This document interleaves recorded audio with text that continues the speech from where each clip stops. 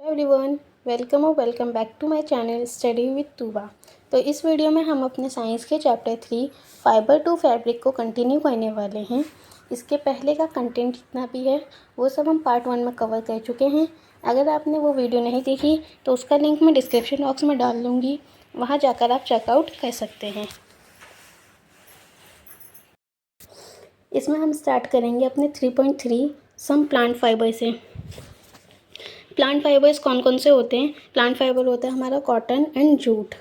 Animal fibre कौन से होते हैं? एनिमल फाइबर होता है हमारा वूल और सिल्क। सिल्क हमें कौन सा वाला एनिमल देता है? सिल्क हमें देता है सिल्क वॉर्म। ठीक है, ये सब हम पार्ट 1 में डिस्कस कर चुके हैं। अब हम ये देखेंगे कि जो कॉटन है वो हमें मिलता कैसे है और वो कॉटन बनाया कैसे जाता है। अच्छा, आप लोगों ने दिए तो देखे होंगे, जो दिवाली पर जलाते हैं दिए, उसमें वो कॉटन की बीच में बत्ती रखी होती है ना जो जलती है, वो किससे बनी होती है? वो भी कॉटन से बनी होती है। और हमारे गद्दे और पिलो वगैरह, तकियों वगैरह में भी कॉटन भरी होती है। अगर आप इनमें से जैसे पिलो वगैरह में से कॉटन निकालेंगे और जब आप उसको खींचेंगे या थोड़ा उसको बड़ा करेंगे, कॉटन बॉल को बड़ा करेंगे, तो आप उसमें नोटिस करेंगे कि उसमें पतले पतले से छोटे छोटे से रेशे होते हैं। क्या होते हैं? स्मॉल थिन स्ट्रैंड्स, आपको वो दिखेगी। तो ये जो स्मॉल थिन स्ट्रैंड्स होती हैं ये हमें मिलती कहाँ से हैं? तो क्या होता है, कॉटन की खेती की जाती है। ओके, क्योंकि ये प्लांट फाइबर है तो ऑब्वियस सी बात है इसकी खेती की जाती है। और इसकी खेती ऐसी जगहों पे होती है जहाँ पे काली मिट्टी मौजूद हो, ब्लैक सॉइल मौजूद हो और जहाँ का क्लाइमेट गर्म हो। ठीक है, फॉर एग्ज़ाम्पल इंडिया में ऐसी जगह हैं जहाँ कपास की खेती होती है। कॉटन मतलब कपास, वो जगह हैं पंजाब, राजस्थान, इधर साइड के जो एरियाज़ हैं वहाँ का वेदर गर्म होता है और वहाँ पर ब्लैक सॉइल मिलती है, इसलिए इन जगहों पे कॉटन की खेती की जाती है। अब इसकी खेती करते कैसे हैं? क्या कहते हैं, पहले कॉटन का एक प्लांट लगा देते हैं। ठीक है, जब वो बड़ा होता है तो उसमें एक ऐसे करके फ्लावर बन जाता है। ये वाला, ये देख लो येलो येलो पार्ट, ये ऐसे करके ये फ्लावर बन जाता है। अभी तो ये खुला हुआ है बट ये पहले होता है बंद। ठीक है, सिर्फ ये ऊपर का येलो येलो पार्ट ये नज़र आता है। फिर जब वो प्लांट अच्छे से मैच्योर हो जाता है, यानी कि अच्छे से बड़ा हो जाता है, तो जो फ्लावर वाला पार्ट होता है, यानी कि जो वो बॉल होती हैं, वो क्या हो जाती हैं? वो बर्स्ट हो जाती हैं, मतलब वो फूट जाती हैं और खुल जाती हैं और उसके अंदर हमें कॉटन फाइबर्स नज़र आने लगते हैं। ये कॉटन फाइबर कवर होते हैं सीड से। ठीक है, सीड द्वारा ये कवर किए जाते हैं, मतलब इनके अंदर सीड होता है। जब वो बॉल खुल जाती है तो हमें उसके अंदर से ये कॉटन फाइबर्स दिखने लगते हैं। अच्छा, अगर कभी आप कॉटन फील्ड देखेंगे, ठीक है, वो जगह जहाँ पर कॉटन की खेती की जाती है, कभी आप वो देखेंगे तो वो ऐसा लगेगा जैसे वो पूरा एरिया बर्फ़ से ढका हुआ हो। किससे ढका हुआ हो? बर्फ़ से, मतलब कि ऐसा फील होगा कि वो एरिया पूरा कवर है स्नो से। ठीक है, तो ये फ्लावर खुल जाता है और इसके अंदर से हमें कॉटन बॉल्स मिल जाती हैं। फिर क्या कहते हैं, फिर जब कॉटन बॉल्स बाहर आ जाती हैं तो उनको निकाल लेते हैं। ये प्रोसेस हाथ से किया जाता है, हाथ से कॉटन बॉल को फ्लावर में से अलग किया जाता है। जब हम कॉटन बॉल बाहर निकालते हैं तो उस कॉटन बॉल के अंदर ना सीड होता है। ठीक है, बीज होता है। तो उस सीड में से उन कॉटन्स को अलग करने का एक प्रोसेस होता है, जिस प्रोसेस को बोलते हैं गिनिंग ऑफ कॉटन। इस प्रोसेस में क्या कहते हैं, इस प्रोसेस में जो हमने कॉटन बॉल्स निकाली थी ना, हाथ से पिक करके जो हमने कॉटन बॉल्स निकाली थी, उनमें से जो कॉटन फाइबर होते हैं, जो कॉटन रेशे होते हैं, थिन स्ट्रैंड्स, उनको सीड्स में से अलग किया जाता है बाय कॉम्बिंग करके। सीड में से कॉटन फाइबर अलग करने के लिए एक टूल यूज़ करते हैं, इस टाइप का, ऐसा करके एक टूल होता है। इससे सीड में से कॉटन फाइबर्स अलग करते हैं और उस प्रोसेस को कहा जाता है ginning of cotton. Alright, separated from the seeds by combing, this process is called ginning of cotton. Ginning traditionally भी होता है, यानी कि ऐसे हैंड्स को यूज़ करके, ऐसे खुद से कॉम्ब करके ऐसे भी होता है और मशीनों द्वारा भी किया जाता है। ठीक है, इस तरीके से हमें मिलते हैं कॉटन फाइबर्स। तो अब हम देखते हैं कि हमें जूट कैसे मिलता है। जूट एक प्लांट फाइबर है, इट मीन्स इसका भी प्लांट लगाया जाता होगा, इसकी भी खेती की जाती होगी। तो हाँ, इसकी भी खेती की जाती है। जूट फाइबर मिलता है हमें जूट प्लांट की डंडी से, ठीक है। स्टेम लिखा है ना, स्टेम। प्लांट की जो स्टेम्स होती हैं, प्लांट की जो डंडियाँ होती हैं, उनको स्टेम बोलते हैं। जूट प्लांट की डंडी से हमें जूट फाइबर मिलता है। मोस्टली जो जूट का जो प्लांट जूट लगाया जाता है, ठीक है, जूट की जो कल्टीवेशन होती है मोस्टली होती है रेनी सीजन्स में। रेनी सीजन्स के दौरान इनको लगाया जाता है। इंडिया में कौन कौन से स्टेट ऐसे हैं जहाँ पर जूट की प्लांट होती है, जहाँ पर जूट को लगाया जाता है या उसका कल्टीवेशन किया जाता है? इंडिया में जहाँ पर जूट का कल्टीवेशन होता है वो स्टेट्स हैं वेस्ट बंगाल, बिहार और आसाम, ठीक है। इन स्टेट्स में ज़्यादातर जूट की कल्टीवेशन होती है। तो देखो, अब हम देखते हैं कि जूट प्लांट हमें मिलता कैसे। क्या कहते हैं, पहले हम जूट का प्लांट लगा देते हैं, ठीक है। और जब वो उसको जब हार्वेस्ट किया जाता है, उसको जब तोड़ा जाता है, जब उसकी फ्लावरिंग स्टेज होती है, ठीक है, मतलब कि जब इस तरह का सा हमें मिलने लगता है ना, दिखने लगता है, उस टाइम जूट के प्लांट को निकाल लेते हैं ज़मीन में से।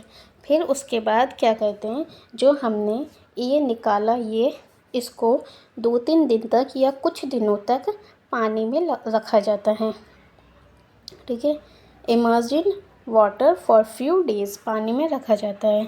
फिर उसके बाद ये जो डंडियाँ हैं, ये जो डंडी है और ये जो है, तो ये जो पत्ते की शेप में दिख रहा है, ये है हमारा जूट फाइबर। ये क्या है, ये है हमारा जूट फाइबर। तो ये जो जूट फाइबर है, इसको इस डंडी में से हाथ से तोड़कर अलग कर लेते हैं। फिर इसी तरीके से हमें जूट फाइबर मिल जाता है, ठीक है। ओके, अब हमें फाइबर्स तो मिल गए। फाइबर्स क्या होते हैं, फाइबर मतलब कि थिन स्ट्रैंड्स, यानी कि पतले पतले से रेशे। बट उन रेशों का क्या कब बनाया जाता है, पहले उन रेशों को कन्वर्ट करते हैं, पहले यार्न में यानी कि धागे में, फिर उसके बाद उनसे कपड़ा बनता है। तो इन फाइबर को यार्न में कैसे बदलते हैं, यही पढ़ेंगे अब हम, कि जो फाइबर्स हैं, फाइबर्स, इनको सबसे पहले यार्न में कन्वर्ट किया जाता है और ये कैसे होता है। सबसे पहले कॉटन के रेशे को यार्न में कैसे बदलते हैं, तो स्पिनिंग कॉटन यार्न। अब ये स्पिनिंग वर्ड क्या है, तो इसे समझने के लिए आपको एक एक्टिविटी करनी पड़ेगी। आप क्या कीजिए, कॉटन वूल लीजिए, ठीक है, और उसको पहले खींच के लंबा कर लीजिए, ठीक है। तोड़ना नहीं है, अलग नहीं करना, बस खींच के लंबा कर लेना है। फिर एक हाथ से अंगूठे से पकड़िए और दूसरे हाथ की उंगलियों से उसको खींच के उसको ट्विस्ट करिए, कॉटन वूल को ट्विस्ट करिए। ट्विस्ट मतलब कि उसको मोड़िए। जब आप उसको मोड़ेंगे तो जितने भी कॉटन फाइबर्स होंगे वो एक जगह इकट्ठे हो जाएंगे और मुड़ जाएंगे, तो वो लंबी सी एक रस्सी सी बन जाएगी। और लेकिन वो रस्सी है क्या, वो है हमारा धागा कॉटन का, यानी कि वो है हमारा यार्न। तो जब हम फाइबर को मिलाकर ट्विस्ट करके एक धागा तैयार करते हैं, उसी प्रोसेस को कहा जाता है spinning. The process of making yarn from fibres is called spinning. अब समझ में आया आप लोगों को स्पिनिंग होता क्या है। इस प्रोसेस में क्या कहते हैं, इस प्रोसेस में फाइबर को, कॉटन वूल में से फाइबर को पहले तो ड्राउन आउट कर लेते हैं, मतलब कि उसको खींचते हैं, फिर उसको ट्विस्ट करते हैं, जिसकी वजह से सारे फाइबर एक जगह हो जाते हैं और एक यार्न की फॉर्म बन जाती है, ठीक है। स्पिनिंग जो होती है, स्पिनिंग करने के लिए एक सिंपल डिवाइस यूज़ होती है, ठीक है। उस सिंपल डिवाइस को क्या कहा जाता है, उसका नाम है हैंड स्पिंडल। इसको टाकली भी कहा जाता है। क्या कहा जाता है, टाकली। अब ये टाकली क्या है, 10 आपकी, ये है टाकली, ठीक है। ये वाला हैंड स्पिंडल है जिसको स्पिनिंग प्रोसेस के लिए यूज़ किया जाता है। इसके अलावा एक और डिवाइस यूज़ होती है जिसको कहते हैं चरखा। चरखा तो आप लोगों ने देखा ही होगा, है ना। ये देखो, ये है, इसे कहते हैं चरखा, ओके। चरखे का इस्तेमाल पॉपुलर जब हुआ, मतलब कि चरखा सब लोगों में पॉपुलराइज जब हुआ, जब महात्मा गांधी ने इसका इस्तेमाल करना शुरू किया अपने इंडिपेंडेंस मूवमेंट के दौरान। महात्मा गांधी ने क्या किया, महात्मा गांधी ने लोगों को इनकरेज किया कि आप अपने हाथों से कपड़ा बनाइए और उसको पहनिए। और उस कपड़े को महात्मा गांधी ने एक नाम भी दिया, वो था खादी। क्या कहते थे महात्मा गांधी उन कपड़ों को, जो लोग अपने हाथों से बना के पहनते थे, वो होता था खादी। और उन्होंने कहा कि आप अपने हाथों से कपड़ा बनाइए, उसे पहनिए, और जो ब्रिटेन की माइल्स में जो काम हो रहा है, जो कपड़ा बन रहा है, उसको यूज़ ना करें, यानी कि उसका विद्रोह करें, उसको इस्तेमाल ना करें। ठीक है, उस टाइम चरखा जो है वो फेमस हुआ था। ठीक है, अब उस टाइम पे गवर्नमेंट ऑफ इंडिया ने क्या किया, खादी को प्रमोट करने के लिए एक बॉडी तैयार की। ठीक है, एक बॉडी तैयार की या एक कमेटी तैयार की, जिसका काम था खादी को प्रमोट करना। और उस बॉडी का नाम क्या दिया उन्होंने, उस कमेटी का नाम रखा khadi and village industries commission, जो कब बनाई गई थी, 1956 में। ठीक है, spinning of yarn on a large scale is done with the help of spinning machine. ये तो अब जो स्पिनिंग ऑफ यार्न करते हैं, मतलब कि जो यार्न बनाते हैं बहुत बड़े स्केल पे, वो होता है स्पिनिंग मशीन्स की हेल्प से। ठीक है, स्पिनिंग मशीन्स की हेल्प से, और स्पिनिंग के बाद यार्न से कपड़ा बनाया जाता है। ऑलराइट, अब अभी तक हमने देखा कि हमें कॉटन कैसे मिलता है, जूट कैसे मिलता है, कॉटन फाइबर से यार्न कैसे बनता है। अब हम देखेंगे कि वो जो यार्न हमने तैयार किया उससे फैब्रिक कैसे बनेगा। ऑलराइट, तो यार्न से फैब्रिक बनाने के काफ़ी सारे तरीके हैं, पर जो दो मेन प्रोसेस हैं वो है वीविंग एंड नाइटिंग। ठीक है, सबसे पहले हम देखते हैं कि वीविंग क्या होता है।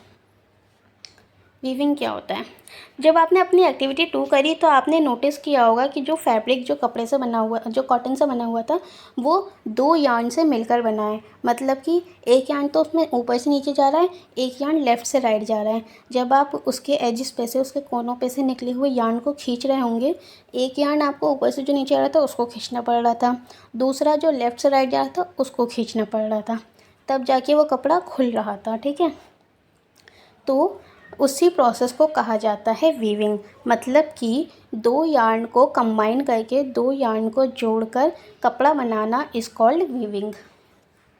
The process of arranging 2 sets of yarn together to make a fabric is called weaving. ठीक है, अगर आप चाहें तो वीविंग, आप ये प्रोसेस क्या होता है ये अच्छे से समझने के लिए आप खुद से भी ट्राई कर सकते हैं। उसके लिए आपको एक्टिविटी 5 दी हुई है।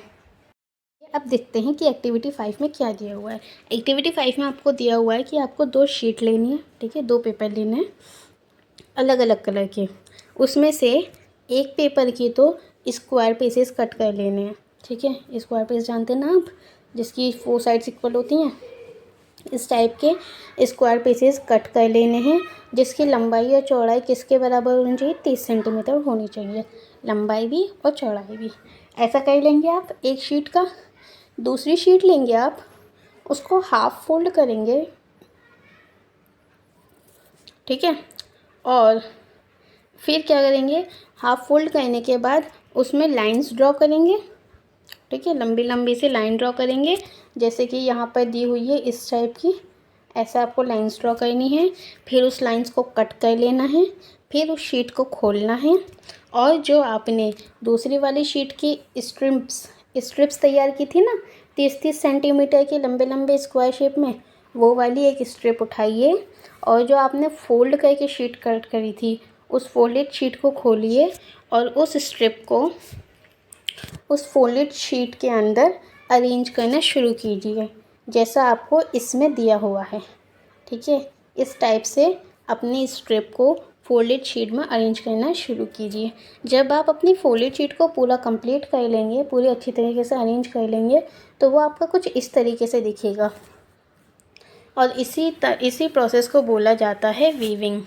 ठीक है, इसी टाइप से आपने कपड़ा देखा था, कॉटन का कपड़ा, उसमें भी एक यार्न ऐसे होता है, एक यार्न ऐसे होता है। ठीक है, एक ऐसे होगा, एक ऐसे होगा, एक ऐसे होगा, एक ऐसे होगा, और इसी प्रोसेस को क्या कहते हैं, वीविंग। अब आपको समझ में आ गया होगा कि वीविंग क्या होता है और वीविंग को कैसे किया जाता है। ठीक है, इसी तरीके से 2 यार्न को वॉव करके फैब्रिक बनाया जाता है। अब ये वॉव क्या है, वो वही है वीविंग करके, 2 यार्न की वीविंग करके एक फैब्रिक को तैयार किया जाता है। ठीक है, यार्न्स तो अब देखो, पेपर तो हमारे लिए अंदर अरेंज करना इजी था, क्यों, क्योंकि वो तो चौड़ा सा था, पर जो यार्न होते हैं वो तो बहुत पतले पतले से होते हैं, है ना। तो उसकी वीविंग करने के लिए हम एक टूल यूज़ करते हैं जिसको कहा जाता है लूम्स। ठीक है, ये देख रहे हो आप, ये होता है हमारा लूम, ठीक है। इसी में हम वीविंग कहते हैं, किसकी, यार्न्स की। Weaving of fabric is done on looms. The looms are either hand operated और पावर ऑपरेटेड, मतलब कि लूम्स हाथों द्वारा से भी ऑपरेट किया जा सकता है और मशीन या इलेक्ट्रिसिटी पावर ऑपरेटेड भी हो सकता है, ठीक है। अब हमने वीविंग तो समझ लिया, वीविंग क्या होता है। व्हाट इज़ नाइटिंग, नाइटिंग भी तो पढ़ा था हमने। नाइटिंग क्या होता है, नाइटिंग होता है जो सिंगल यार्न होते हैं। अच्छा, आपने देखा होगा कि आपकी नानी दादी स्वेटर बुनती हैं, है ना, तो क्या कहती हैं, बस एक ऊन का गोला ले लेती हैं, एक गोला बस, सपोज़ एक ही कलर का उन्हें स्वेटर बुनना है तो एक गोला ले लेंगी और 2 सुइयाँ ले लेंगी और उनको बस ऐसे उसी एक ऊन के गोले से पूरा स्वेटर तैयार कर देती हैं। उसी को कहा जाता है नाइटिंग, ठीक है। मतलब कि सिर्फ एक यार्न को, सिंगल यार्न को, सिंगल यार्न जिसका इस्तेमाल किया जाता है फैब्रिक, पूरे फैब्रिक बनाने में, सिर्फ एक सिंगल यार्न को जिसकी हेल्प से पूरा फैब्रिक तैयार हो जाता है, उसी को कहा जाता है नाइटिंग। उसी को कहते हैं knitting. In knitting a single yarn is use to make a piece of fibre, that's it.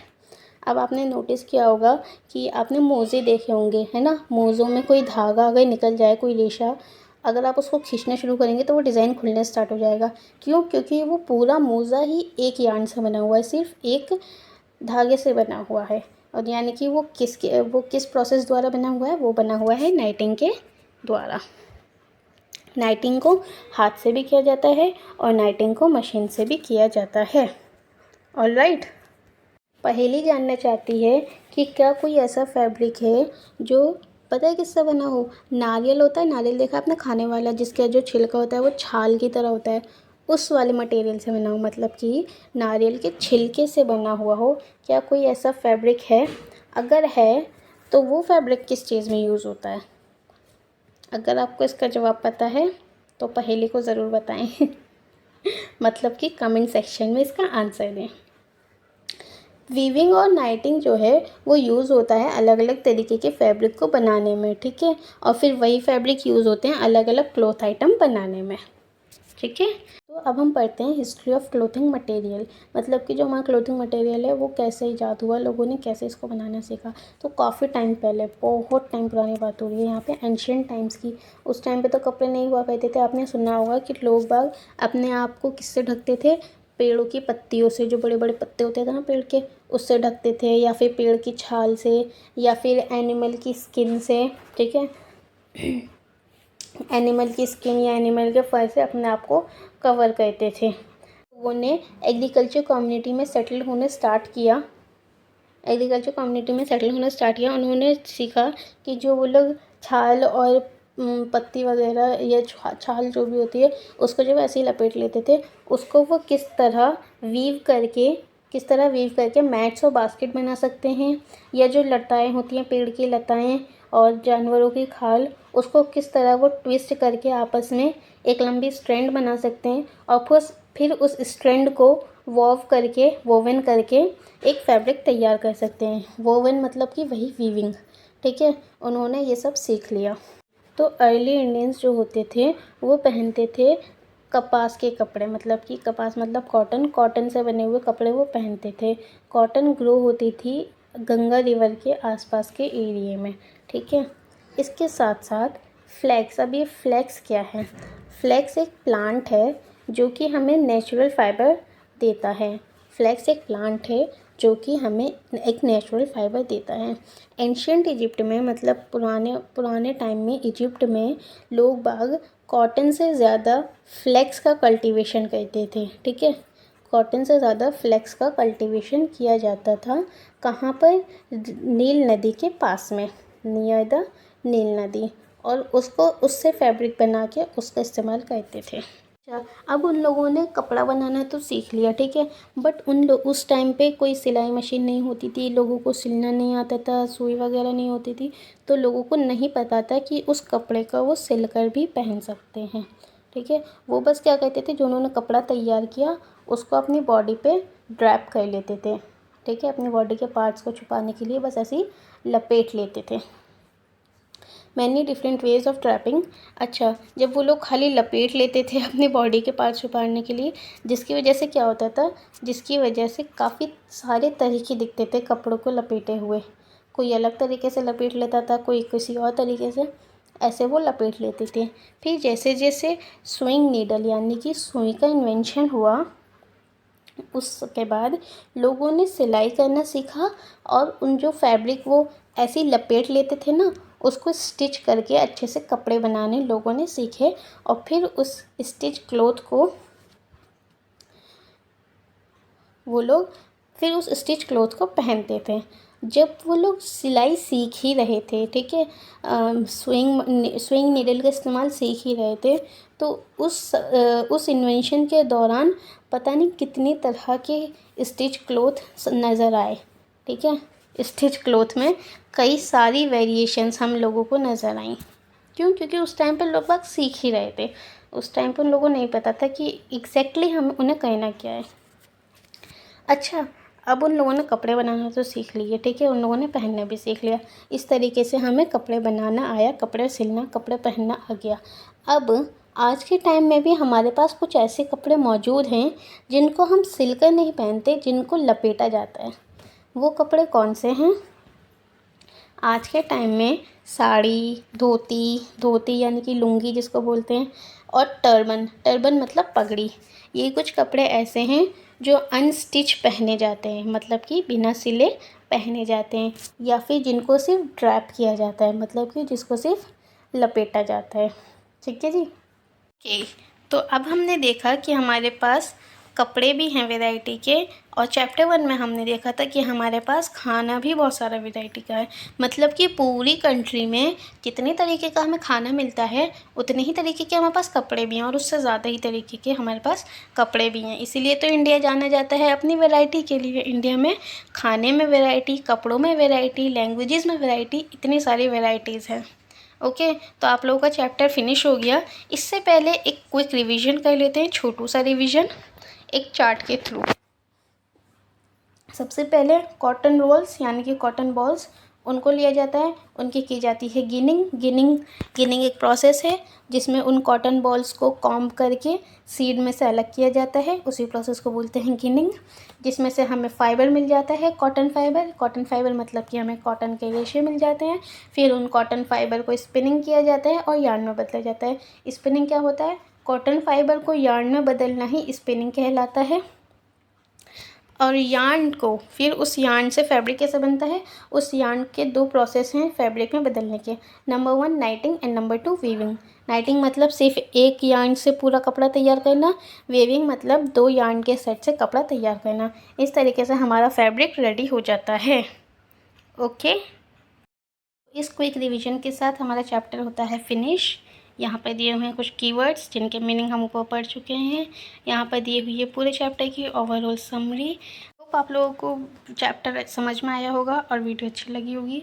अगर आपको वीडियो अच्छी लगी तो do like and share my video and also subscribe to study with Tuba. अब मिलते हैं आपको नेक्स्ट वीडियो में, तब तक के लिए tata bye bye, take care.